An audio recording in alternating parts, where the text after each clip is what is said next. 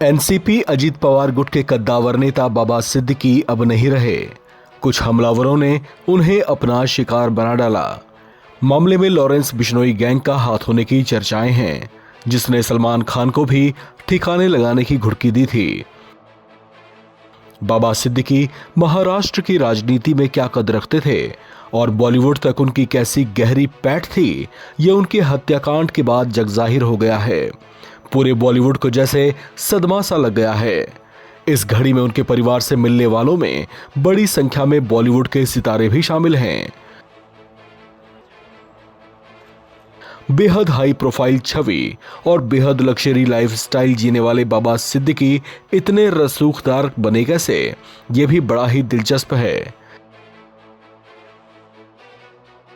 66 बरस की उम्र में दुनिया को अलविदा कह गए बाबा सिद्दीकी का जन्म बिहार के पटना शहर में हुआ था।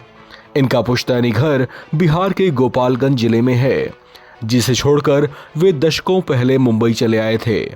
कॉलेज में पढ़ाई के दौरान ही राजनीति में इनकी रुचि जगी, जिसके बाद उन्होंने पहल साल 1977 में राजनीति में कदम रखा। छात्र राजनीति से जुड़े रहे बाबा सिद्दीकी NSUI के लिए काम करते रहे, जिसके बाद उन्हें कांग्रेस पार्टी से जुड़ने का मौका मिला। साल 1992 में वे मुंबई महानगर पालिका में पहली बार काउंसिलर चुने गए। 1999 में वे पहली बार बांद्रा वेस्ट निर्वाचन क्षेत्र से कांग्रेस के MLA बने थे। इसके बाद 2004 और 2009 में भी इसी सीट से वे चुने गए थे। वे महाराष्ट्र सरकार में मंत्री भी रहे। बॉलीवुड तक अपना गहरा प्रभाव रखने वाले बाबा सिद्दीकी का बड़े बड़े सितारों के साथ याराना भी रहा।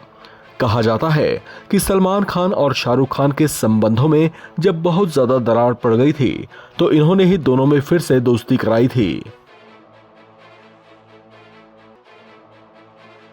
बाबा सिद्दीकी लग्जरी लाइफस्टाइल के शौकीन थे। अक्सर उन्हें बड़ी बड़ी पार्टीज में देखा जाता था। चुनाव आयोग को सौंपे गए हलफनामे के अनुसार बाबा सिद्दीकी की 76 करोड़ रुपए की संपत्तियां हैं।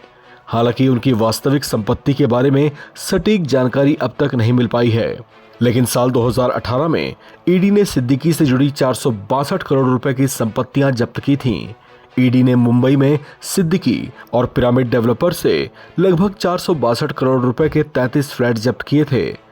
बांद्रा में झुग्गी पुनर्वास योजना में गड़बड़ी और मनी लॉन्ड्रिंग जैसी गतिविधियों को लेकर ये कार्रवाई की गई थी। चुनाव आयोग को दिए गए हलफनामे में उन्होंने अपनी संपत्ति का जो ब्यौरा दिया था, उसमें नकदी, बैंक जमा और कई कंपनियों में शेयर सहित कई प्रकार के चल संपत्तियों का ऑनरशिप शामिल है। उनके पास महंगी ज्वेलरीज, लग्जरी गाड़ियां जैसी कई चीजें शामिल थीं। हलफनामे में उनकी कीमत लगभग 30 करोड़ रुपए बताई गई थी। मीडिया रिपोर्ट्स के मुताबिक उनके पास मर्सिडीज बेंज कारों और सोने और हीरे की ज्वेलरी जैसे वैल्यूएबल एसेट्स का भी कलेक्शन था। ऐसा भी कहा जाता है कि कभी इनका माफिया दाऊद इब्राहिम के साथ भी कनेक्शन था। ये भी चर्चाएं रही हैं कि बॉलीवुड में बनने वाली फिल्मों में ये पैसे इन्वेस्ट करवाया करते थे। ऐसे में इनकी वहां पर तगड़ी धाक हुआ करती थी। ऐसे में बॉलीवुड में उनके चाहने वाले भी कम नहीं थे, जो उनके अचानक गुजर जाने से सदमे में हैं। उन्हें मारने वाले हमलावरों में से 2 को पुलिस ने अरेस्ट कर लिया है, जबकि एक अन्य की तलाश जारी है। इस खबर में फिलहाल इतना ही। बाकी अपडेट्स के लिए आप बने रहें NBT ऑनलाइन के साथ।